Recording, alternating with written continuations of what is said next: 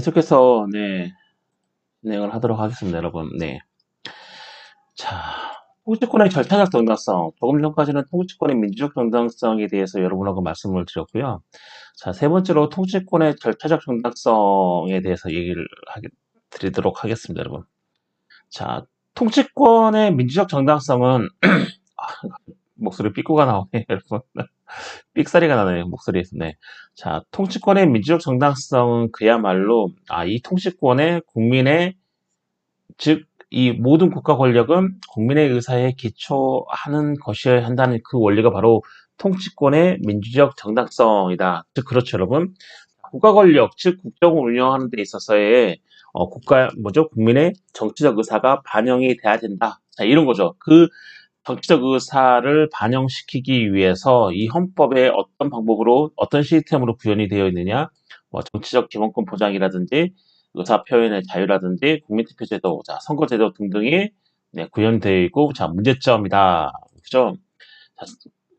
대통령 선거에서 상대적 다수대표제는 당연히 문제점이다. 그렇죠. 국민의 의사가 제대로 전달이 안 되는 문제점인 거죠, 여러분.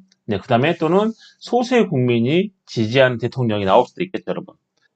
그리고 대통령 직선제 하에서의 어떤 국회 결선 투표를 허용하는 것도 당연히 통치권의 민주적 정당성에 대한 문제점. 이런 거죠, 여러분.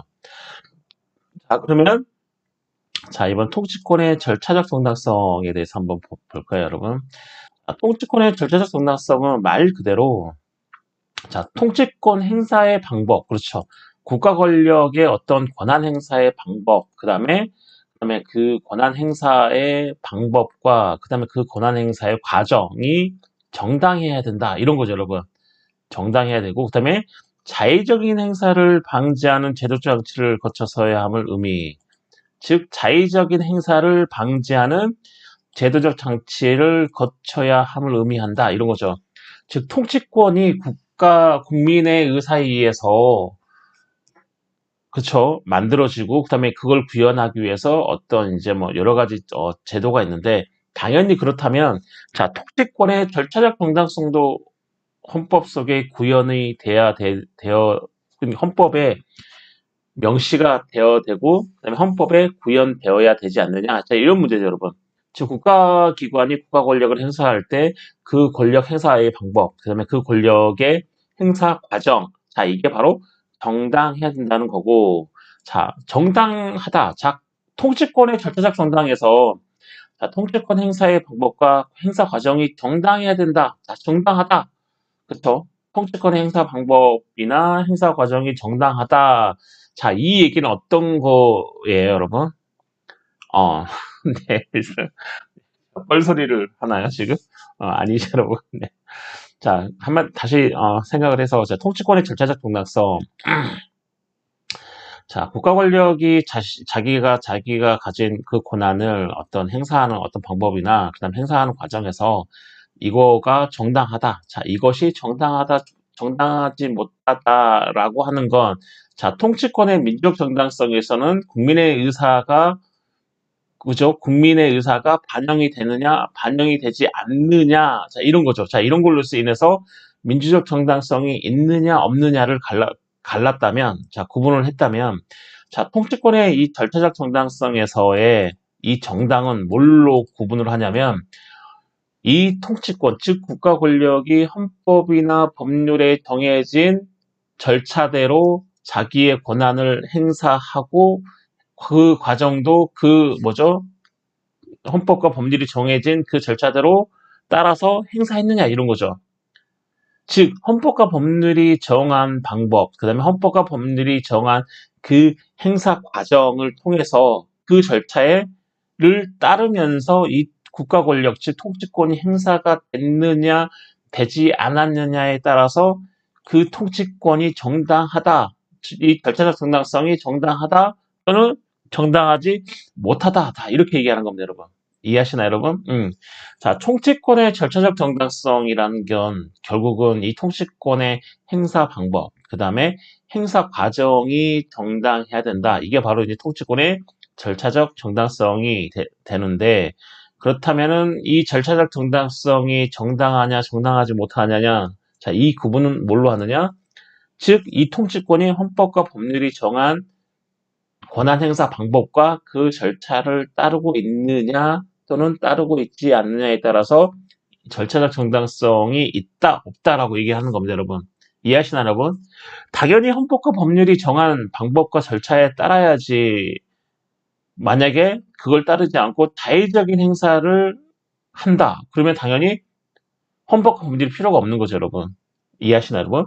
자, 통치권이 헌법과 법률이 정한 절차와 방법을 따르지 않는다면 당연히 자의적인 행사를 한다는 얘기인데, 자, 자의적인 행사를 한다는 얘기는 뭐죠? 곧 뭐하고 직결이 돼요? 국민의 기본권이 침해가 될 소지가 어마어마하게 크다. 자, 이거랑 직결이 되는 거죠, 여러분. 자, 국민의 기본권을 침해하는 것은 당연히 헌법의 전제 목적과 맞지 않고, 그렇죠, 여러분? 당연히 국가 권력에 관한 구조와 조직에 관한 사항은 국민의 기본권을 보장하기 위한 쪽에서 있는데, 자, 그런 것도 맞지 않기 때문에 결국은 뭐예요? 위헌적이 되는 거죠. 즉, 절차적 정당성을 잃어버리게 되는 거죠. 자, 그렇다면은 그 통치권은 당연히 정당하지가 않죠.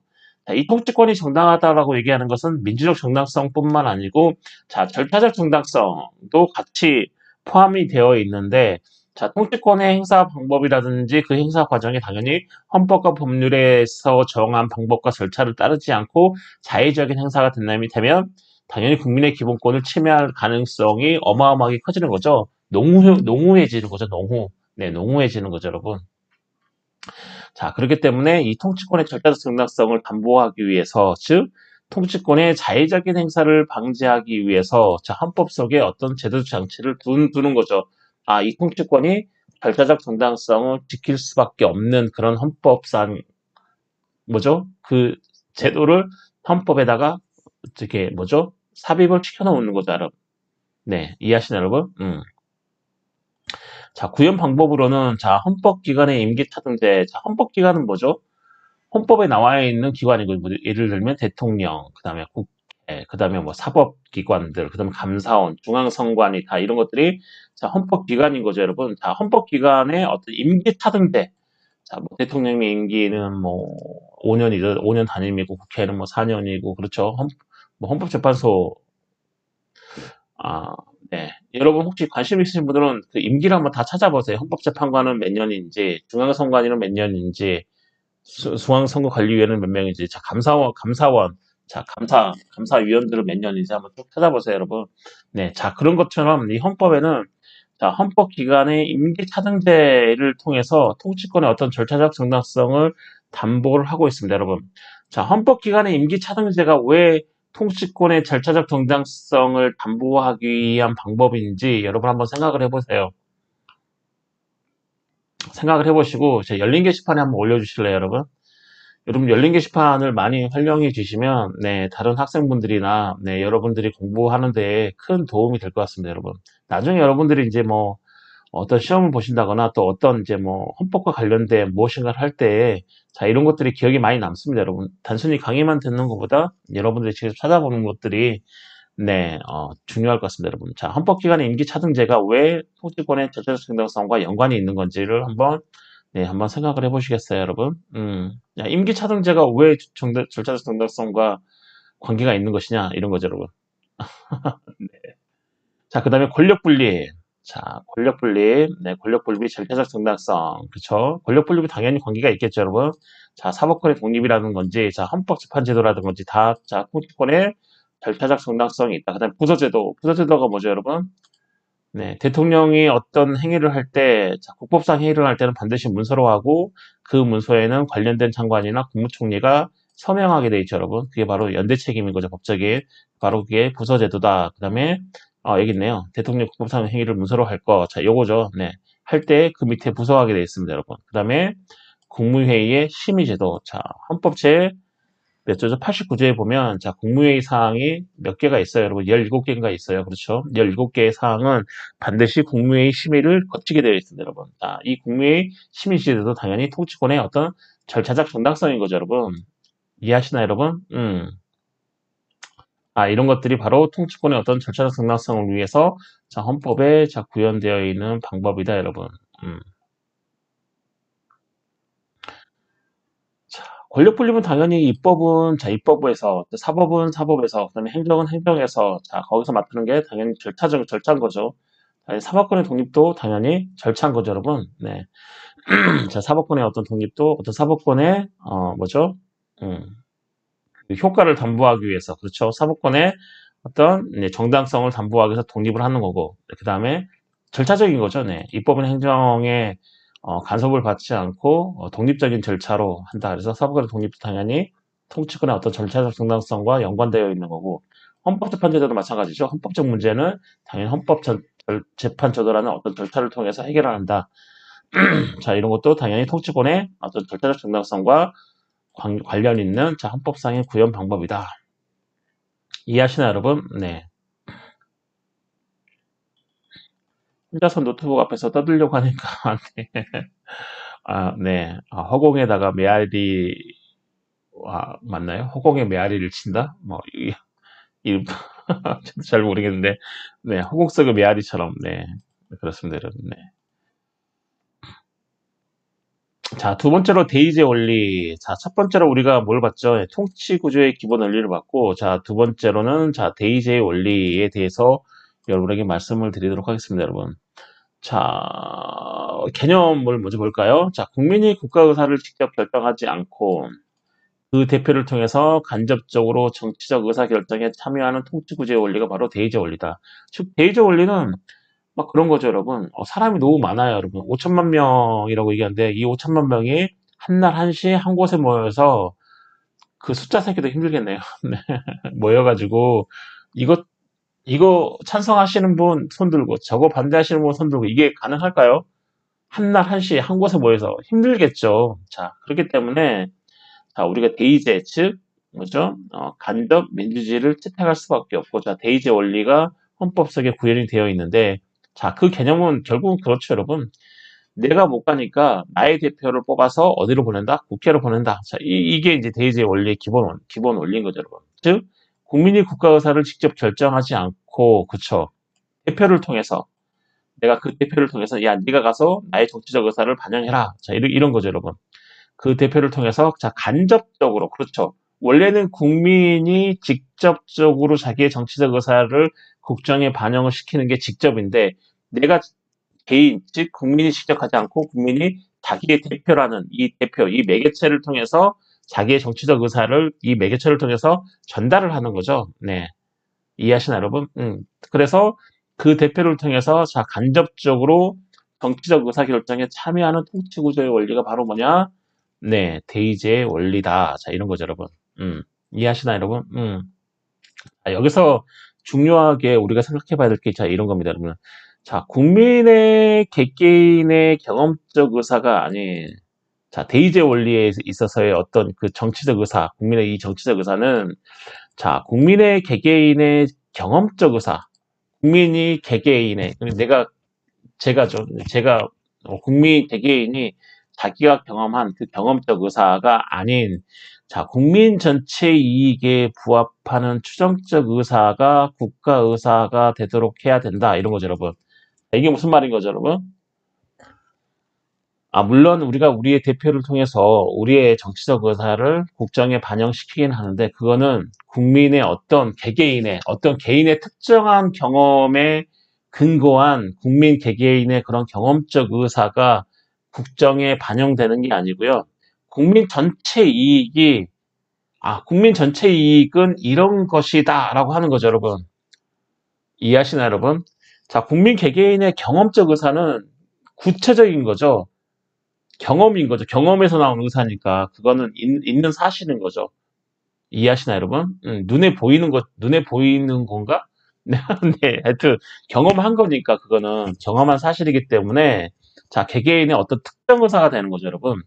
그래서 우리가 우리의 대표를 통해서 국정에 반영시키는 우리의 정치적 의사는 어떤 국민 개개인이 경험한 어떤 특정한 의사, 즉 경험적 의사가 아니라 뭐죠? 국민 전체의 이익에 부합하는, 국민 전체의 이익에 부합하는, 즉, 국민의 어떤 소수나 국민 한 사람의 이익에 부합하는 것이 아닌, 국민 전체의 이익에 부합하는 그 의사, 그 의사를 국정에 우리의 대표를 통해서 반영하는 건데, 우리는 국민 전체 이익이 어떤 의사냐, 국민 전체의 이익에 부합하는 그 정치적 의사는 어떤 거냐를 어떻게 해요? 관념 속에서 추리를 할 수 있는 거죠. 관념 속에서 추론을 할 수 있는 거죠. 아, 국민의 전체 이익에 부합되는, 자, 이 정치적 의사는 뭐, 어떤 것일 것이다. 라고는 이 관념 속에서, 네, 추론이 가능한 거죠. 왜냐면, 국민 전체의 어떤 의사를, 국민 개개인의 어떤 의사는 어떤 특정한 것이고, 그렇죠, 여러분. 경험에서 나온, 그래서 우리는 그걸 경험적 의사라고 얘기하고, 자, 국민 전체 이익에 부합하는, 그렇죠. 대다수가 원하는 그런 의사는 이런 것일 것이다. 즉, 국민 전체 이익에 부합되는 의사는 이런 것일까라고 추정하는 거죠. 따라서, 뭐죠? 우리의 대표를 통해서 간접적으로 정치적 의사를 자, 통치 구조에다가, 즉, 국가 권력의 국정에 반영을 시키는데 그 의사는 자, 경험적 의사가 아니라 국민 전체 이익에 부합하는 다 추정적 의사다. 이런 거죠. 즉, 이 추정적 의사가 국가 의사가 되도록 해야 되는 게 맞다. 이런 거죠, 여러분. 네, 어떤 국민의 소수만이 이익을 받는 게 아니라 자, 국민 전체 이익에 부합하는, 즉, 아, 이런 것일 것이다라는 이런 추정적 의사가 자, 국정에 반영되도록 해야 된다. 자, 이런 거죠, 여러분. 네. 자, 대의기관의 의사결정이, 그쵸? 대의기관이 어디죠? 우리나라? 국회인 거죠. 자, 국회의 의사결정이 기속력을 가지는 것은, 그쵸?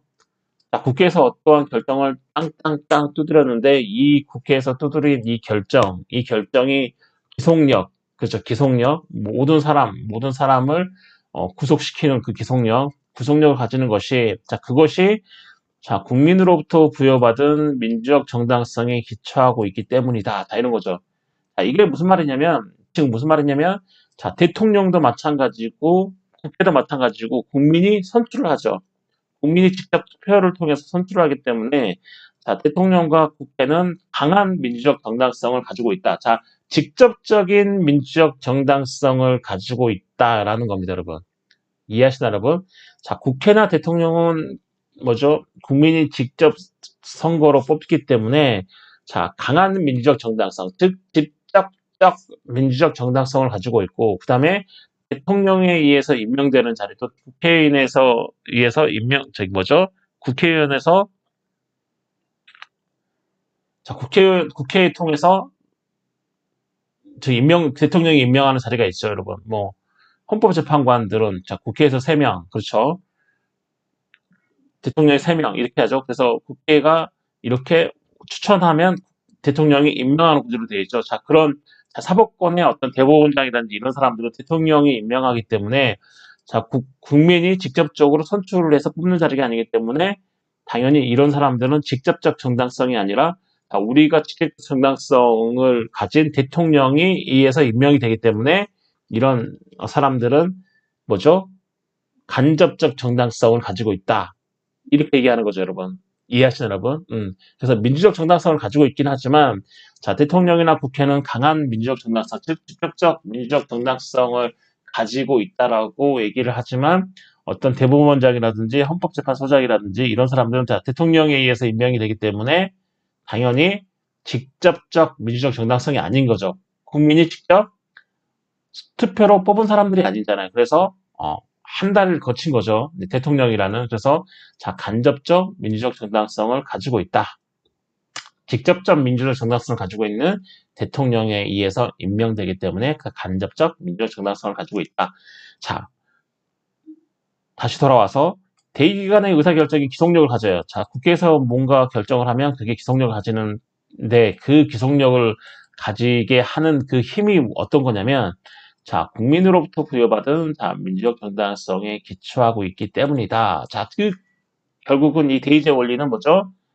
네, 국민으로부터 부여받은 민주적 정당성에 기초하고 있는 국회에서 무엇인가 국정을 위해서 무슨가 결정을 하는 거죠. 그게 바로 이제 대의제 원리고, 자, 국회에서 뭔가 결정을 할 때 그게 기속력을 가지는 이유는 결국은 국민으로부터 부여받은 민주적 정당성을 기초를 하고 있기 때문입니다, 여러분. 즉, 대표를 누가 뽑았어요? 국민이 뽑았죠. 네, 그렇기 때문에 자, 대의제 원리가 민주적 정당성을 갖게 되는 거다. 자, 이 대의제 원리가 그래서 뭐죠? 헌법에 부합되고 민주적 정당성을 가지고 있는 거다. 자, 이렇게 생각할 수도 있는 거죠, 여러분. 이해하시나요, 여러분? 음. 자, 여러분, 헌법에 부합된다는 것은 결국 뭐죠? 국민의 기본권을 최대한 보장하는 게 있다. 이런 거죠, 여러분. 이해하시나요, 여러분? 자, 분리이론. 자, 분리이론이 뭐냐면, 자, 주권의 보유자와 주권의 행사자가 구분되어 존재. 즉, 뭐냐면, 자, 우리가 직접적으로 직접 민주제를 할 수가 없어서 간접 민주제를 하고 있는데, 간접 민주제에서는 당연히 대의제 원리가 작동을 하고, 자, 우리의 대표를 국회로 보내는 거죠, 여러분. 우리의 대표를 뽑아서 우리의 그 정치적 의사를 대신해서 네가 얘기해라. 이런 거죠, 여러분. 자, 이럴 때, 자, 그 대표, 그 대표는 도대체 누구인가 이런 거죠. 그 대표는 도대체 본질이 뭐냐 이런 거죠, 여러분. 자, 그게 이제 어떤 분리 이론인 거죠, 여러분. 자, 결국은 뭐죠? 나의 정치적 의사를 나의 대표에 의해서 네가 해라. 네가 나의 정치적 의사를 대신해서 가서 전해라. 자, 이런 것은 곧 주권 행사와 같은 거죠, 여러분. 주권. 이해하시나요, 여러분? 우리는 국민은 주권을 가지고 있잖아요. 네. 그래서 그 주권에 의해서 자, 헌법 제정 권력자가 되는 거고, 그쵸? 이해하시나요, 여러분? 그 헌법을 제정하고, 그쵸? 헌법 제정 권력자가 돼서 제정권자가 돼가지고, 네. 자, 헌법도 제정하고, 자, 어떤 이제, 것들을 쭉 수행을 하고 있는데, 자, 이 분리 이론이라는 게 뭐냐면, 결국은 우리의 대표를 통해서 우리의 정치적 의사를 네가 대신해서 나 대신해라 하는 것은 주권을 행사하는 거죠, 여러분. 여러분의 정치적 의사를 얘기한다는 것은 여러분의 주권을 행사하는 그 행위인데, 그렇다면 그 대표에게, 즉 우리가 뽑은 대표에게 너의 주권을 줘버리는 게 아니냐. 그렇다면 네가 너의 주권을 줘버리기 때문에 너는 그러면 주권이 없는 사람이 되고 너는 그럼 노예가 되는 거냐. 자, 이런 해괴망측한 결론에 이를 수도 있겠죠, 여러분. 이해하시나요, 여러분? 국가의 어떤 정치적 의사를 본인이 결정하지 않고 너의 대표를 통해서 결정한다는 것은 결국은 너의 주권을 양도하는 꼴이 아니냐 이런 거죠, 여러분. 이해하시나요? 그럼 너의 주권을 양도했기 때문에 주권을 양도한 너는 더 이상 주인이 아니고, 즉 주인된 권리를 둬버렸기 때문에 너는 더 이상 이제 뭐죠? 네, 주권을 가진 사람이 아니고 노예 아니냐 이런 거죠. 네, 뭐 이런 식으로 어떤 궤변으로 갈 수 있겠죠. 자, 그걸 방지하고자 이제 이 분리 이론이라는 것들을 이제 얘기를 하는데, 만들어냈는데, 이 분리 이론이 뭐냐면, 자, 주권의 보유자와 주권의 행사자가 구분되어 존재한다. 즉, 우리가 주권을 가지고 있다는 그 말은 뭐냐면, 자, 주권을 보유하는 능력 플러스 주권을 행사하는 능력, 이런 거죠, 여러분. 이해하시나요? 우리가 주권을 가지고 있다라고 얘기하는 건 어떤 거냐면, 우리는 주권을 보유하는 능력 플러스 주권을 행사하는 능력을 같이 가지고 있는데, 우리가 우리의 대표를 통해서 뭐죠? 나의 정치적 의사를 네가 가서 반영해라 하는 거는 우리의 주권 자체를 양도하는 게 아니고, 주권의 보유 자체를 양도하는 게 아니고, 주권의 행사 능력만 잠시 너에게 맡긴 거다. 이런 거죠, 여러분. 대표에게.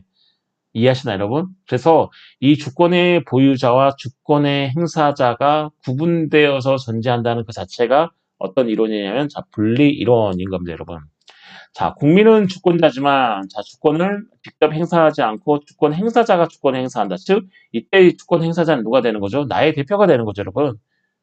이해하시나요, 여러분? 자, 주권이라고 얘기하는 것은 주권의 보유 능력과 주권의 행사 능력을 같이 가지고 있는 거죠. 이래서 만약에 우리가 우리의 대표를 뽑아서 우리 대표가 나의 정치적 의사를 대신해서 국정에 반영하는 것은 나의 주권의 보유 능력을 대표에게 넘기는 게 아니고 나의 주권의 행사 능력만을 뭐죠? 대표에게 넘겨서 그쵸 위임시키는 거죠. 잠시 동안 위임을 해서 그 주권의 행사 능력을 가진 그 주권의 행사자 그 대표가 우리를 대신해서 정치적 의사를 국정에 반영한다. 자, 이게 바로 뭐냐면 분리 이론이라는 겁니다, 여러분. 자, 고대나 중세나 자, 절대군주가 권력 전체를 장악하고 자, 직접 행사했죠. 곧 권력은 군주를 의미함. 그렇죠. 여러분 뭐 잘 아시는 루이 16세인가요? 루이 16세가 루이 14세인가요? 태양왕 그렇죠. 짐이 곧 국가다. 이렇게 얘기하잖아요, 여러분. 네. 자, 그런 것처럼 이제 고대나 중세 시대에는 자, 절대 군주가 당연히 권력 전체를 장악하고 그리고 절대 군주가 권력을 직접 행사했고 그러면 권력은 곧 군주인 거죠. 그쵸? 군주는 곧 권력인 거죠, 여러분. 이해하시나요, 여러분? 자, 이걸 바로 뭐라고 얘기하냐면 자, 권력의 인격화한 거죠, 여러분. 군주가 권력 전체를 다 가지고 있었기 때문에 삼권을 다 가지고 있었기 때문에 당연히 그 군주가 또 그 권력을 직접 행사했기 때문에 군주는 곧 권력이고 권력은 곧 군주다. 이 권력이 인격화가 된 거죠. 사람화가 된 거죠. 그쵸?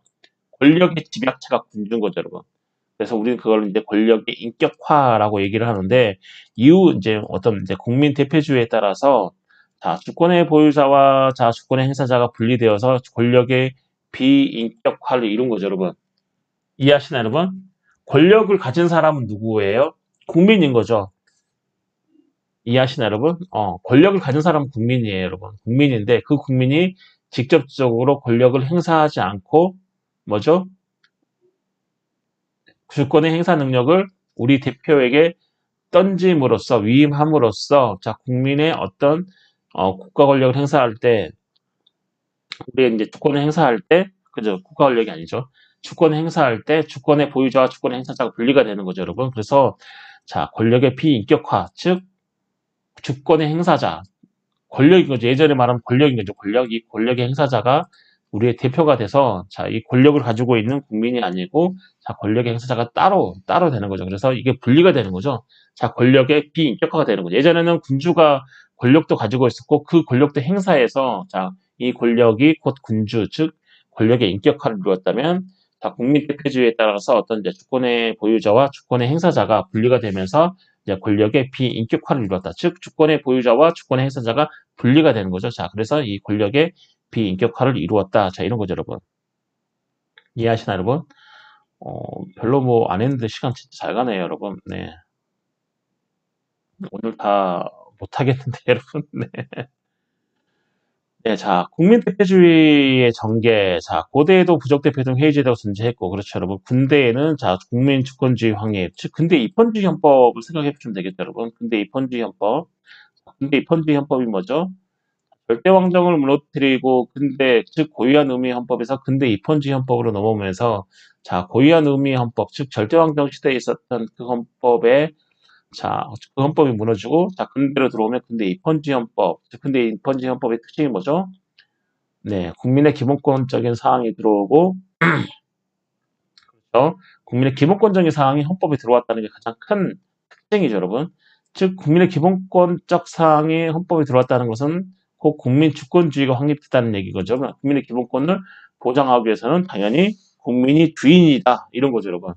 그게 바로 뭐죠? 국민 주권인 거죠, 여러분. 자, 그래서 군대에서는 자, 국민 주권주의가 확립이 되고, 그 다음에 의회제가 확립이 됐죠, 여러분. 자, 근대에는 자, 의회제 확립으로 자, 본격적으로 국민 대표주의가 발전을 하게 됩니다, 여러분. 자, 선거제도는 자, 보통 선거제도. 자, 보통 선거제도는 뭐죠, 여러분? 제가 말씀을 드렸죠, 여러분. 말씀 드렸나요? 네, 보통 선거제도는 네, 누구나 투표할 수 있다는 거죠, 여러분.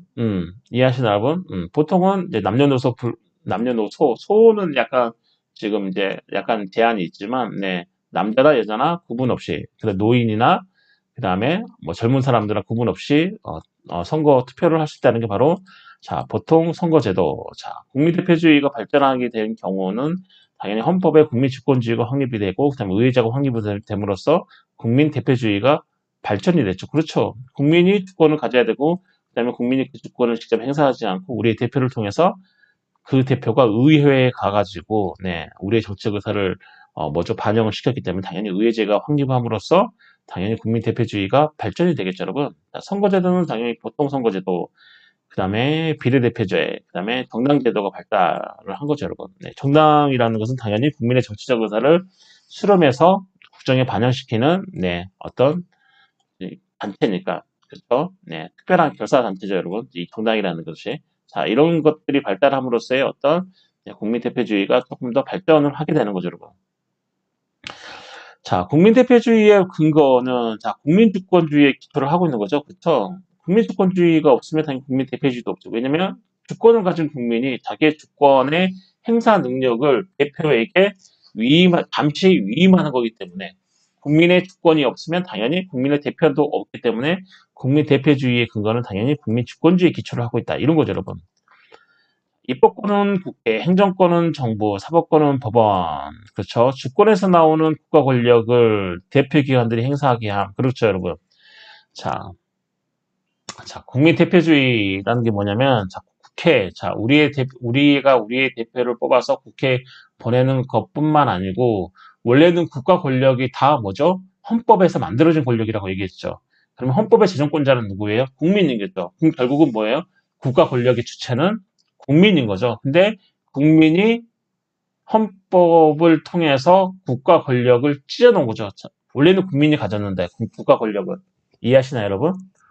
주권자인 광일 국민이 국가 권력을 갖는 거죠, 여러분. 그 국가 권력은 뭐라 그랬어요? 헌법에 의해서 만들어진 권력이라고 얘기했죠. 그리고 헌법의 제정 권력자는 당연히 국민이기 때문에 그런 논리적 필연적인 결과로 국가 권력은 국민 것인데, 국민이 우리를 대신해서 니네들이 해라 라고 한 거죠. 즉, 주권에서 나오는 국가 권력을 대표기관들이 행사하게 하는 거죠.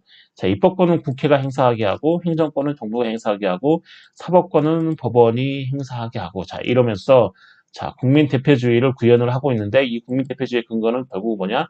국민 주권주의인 거죠, 여러분. 국민이 국가의 주인이다. 이런 거죠, 여러분. 이해하시나요, 여러분?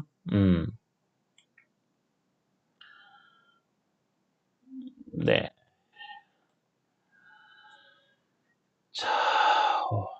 국민 대표주의의 법적 성격. 국민 대표주의의 법적 성격은 무엇이냐? 여러분, 따분하나요? 네. 제가 이게 따분하게 가리키니까 여러분도 따분할 수가 있을 것 같긴 해요, 여러분. 이게 대면 수업을 해야 되는데, 대면 수업을 해야 제가, 저의 끼를, 네, 여러분에게 마음껏 보여드릴 수가 있는데, 네. 따분할 것 같아요. 재미없을 것 같아요, 여러분. 갑자기 제가 강의를 하고 있는데 재미가 없어요, 지금. 네, 제가 재미가 없으면 당연히 여러분도 얼마나 재미가 없을까요, 여러분.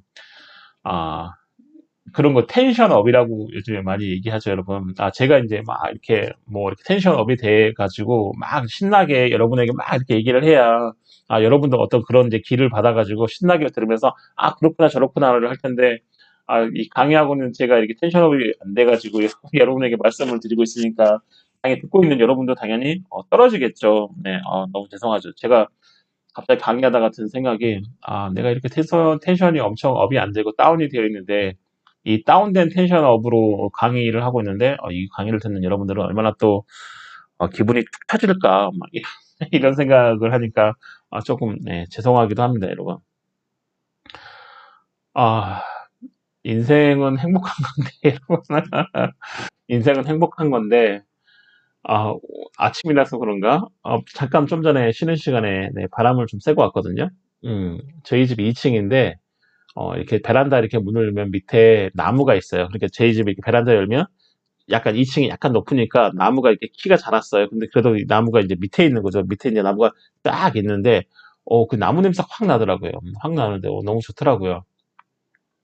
이 아침에 원래는 산책을 갔다 오고, 저 중랑천을 산책 갔다 오고 이렇게 해야 되는데, 아침에 이렇게 이제 시간이 그렇게 많지가 않아가지고 아침에 이제 녹화를 하고 있는데, 아침에 녹화를 하니까 텐션이 다운이 돼가지고 여러분에게 너무 죄송합니다. 이렇게 텐션이 막 업이 돼가지고 막 여러분에게 막 이렇게 떠들어야 여러분도 같이 저희 텐션업에 전념이 돼가지고 그렇구나 그렇구나 하는데 제가 다운이 돼 있어가지고 좀 그러네요, 여러분. 그래도 아랑곳 하지 않고 한번 계속해서 해보도록 하겠습니다, 여러분. 국민대표주의의 법적 성격. 국민대표주의의 법적 성격이라는 게 무엇이냐 이런 거죠. 그렇다면 이 국민대표주의, 즉 입법, 행정, 사법, 즉 국가의 권력을 가진 주권을 가진 국민이 직접 국가를 운영하지 않고 입법, 행정, 사법에 나눠준 거죠. 나를 대신해서 니네들이 해라 이런 거죠, 여러분. 그렇다면 주권의 원래 보유자인 국민과 그렇죠. 그다음에 우리의 대표, 우리가 대표를 뽑아서 입법, 행정, 사법을 하라고 던져놨는데 우리의 주권의 행사 능력을 던져놨는데 그렇다면 원래 주권의 보유자인 국민과 그 다음에 우리가 잠시 주권을 행사 능력을 위임한 그 대표자와의 관계 이 법적인 관계는 도대체 어떤 거냐 이런 거죠, 여러분. 이해하시나요, 여러분? 즉 대표자와 자 국민과의 관계로부터 파악할 수 있다 이런 거죠, 여러분. 즉 대표자와 국민과의 관계, 즉 법적인 관계는 도대체 어떤 성격을 가지고 있느냐. 즉 대표자는 자신을 선출해준 국민과 어떠한 관계에 있는가라는 그 문제가 바로 자 국민 대표주의의 성격이라고 얘기할 수 있습니다, 여러분. 이해하시나요, 여러분?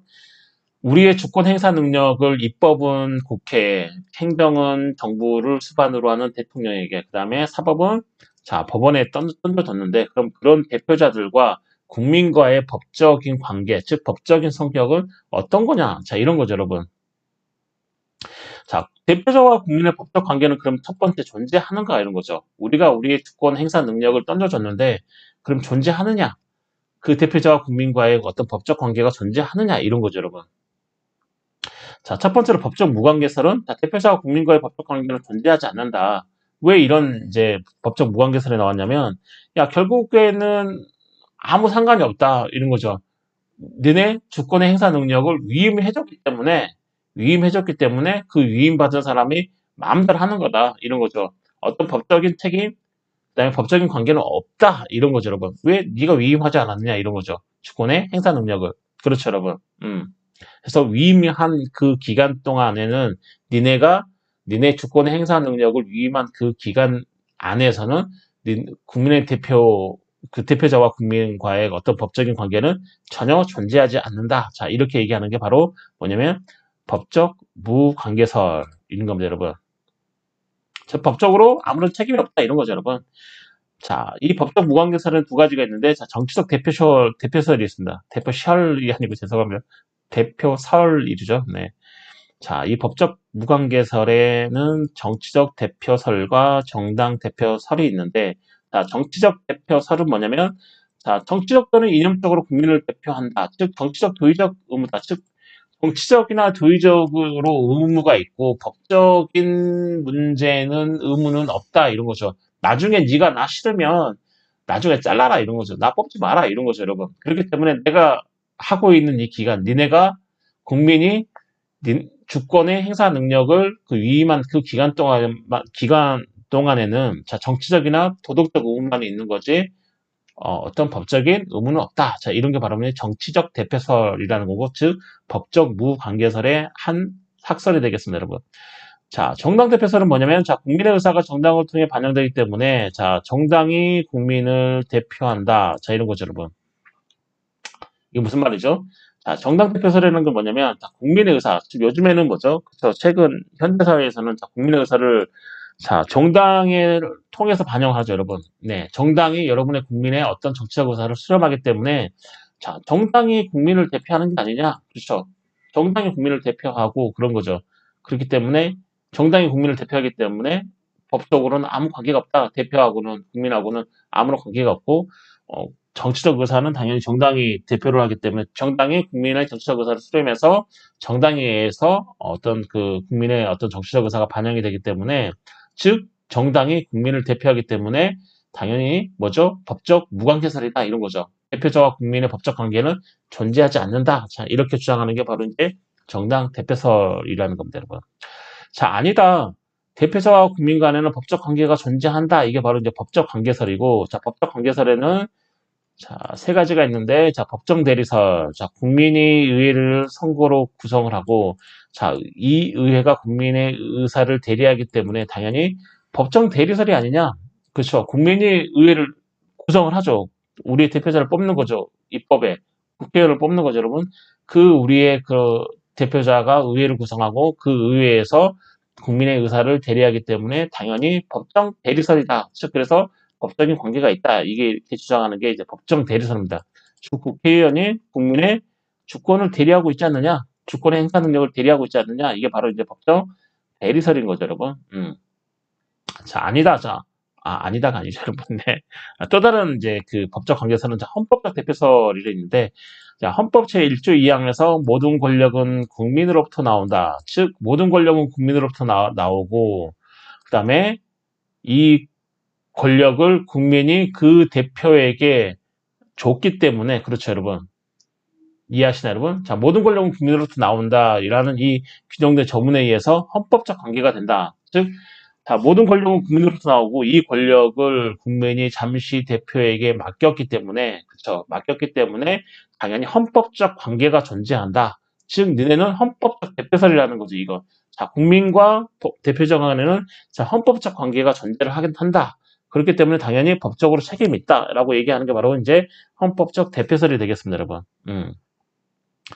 자, 그리고 대표자와 국민 간의 법적인 위임 관계에 책임이 있다. 이런 거죠. 즉, 법적 위임설이라고 하는데, 주권의 행사 능력을 위임하기 때문에, 자, 이 대표자와 국민 간에는 법적인 위임 관계의 책임이 있다. 그렇죠. 그걸 그렇게 주장하기 때문에, 자, 법적인 관계가 있다. 이런 거죠. 법적 관계가 존재한다. 즉, 국민과 대표자 간에 법적 관계가 존재한다라고 얘기하는 게 이제 법적 위임설, 이른다. 법적 위임설. 자, 법정 대리설과 법적 위임설은 조금 뭐가 달라요, 여러분? 자, 대리와 위임이 다르겠죠, 여러분. 네. 대리는 뭐죠, 여러분? 대리는 국민을 대리해서 하기 때문에, 자, 국민의 어떤 의사에 반하지만 않으면, 뭐죠?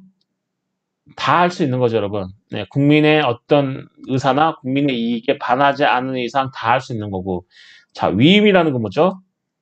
딱 국민이 그것만 위임하는 거죠. 여러 가지 이만큼 중에 요만큼만 위임하면 딱 위임된 그 안에서만 뭐죠? 위임된 안에서만 위임받은 사람이 할 수 있는 거죠, 여러분. 이해하시나요, 여러분? 자, 대리라는 거 뭐냐면 대리를 수여한 사람, 즉 원래 이제 그 대리권자, 대리, 네, 대리, 죄송합니다. 대리 다시 한번 설명해 드릴게요, 여러분. 네, 국민이 대리를 한 거죠. 네, 야, 네가 대표자한테 야, 네가 나를 대리해서 나의 정치적 의사를 반영해라. 자, 이럴 때는 이 대표자가 국민의 이익에 반하지 않는 이상 국민을 대리해서 모든 업무를 수행할 수 있지만, 자, 위임이라고 하는 것은 뭐냐면 국민이 대표자에게 야, 내가 가진 게 이만큼 되는데 너는 요만큼만 해라 이런 거죠. 너는 요만큼이다, 요만큼. 이 요만큼만 나를 대신해서 해라 그런 거죠. 그래서 국민의 이익에 반하지 않는 이상 모든 걸 할 수 있는 대리와는 다르게 위임은 국민이 위임한 범위가 있어요. 딱 요만큼이 요만큼만. 자, 요만큼만 자 하는 거죠. 그게 바로 이제 위임이라는 겁니다. 즉 법적 위임설인 거죠, 여러분. 그게 이해하시나요, 여러분? 그리고 자, 법적인 관계가 존재한다면 자, 전체 국민과의 관계이냐? 만약 대표자하고 국민하고 관계가 이제 법적 관계가 존재한다면은 그 법적 관계가 존재한다면 그 관계가 대표자와 전체 국민과의 관계냐 아니면 국민 개개인 간의 관계이냐 그런 거죠, 여러분.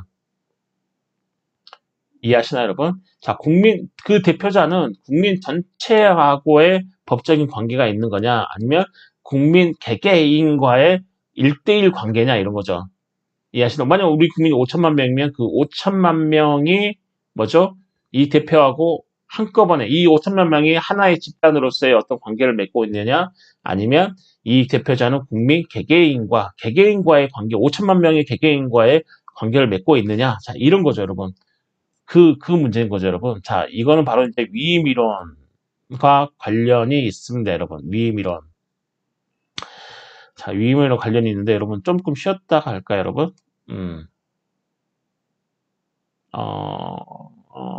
아니죠. 여기까지 하고 강의를 마칠까요, 여러분? 여기까지, 네. 네. 아니죠. 조금 쉬었다가, 네. 네. 네. 조금 쉬었다가, 네. 조금 쉬었다 갈게요, 여러분. 네.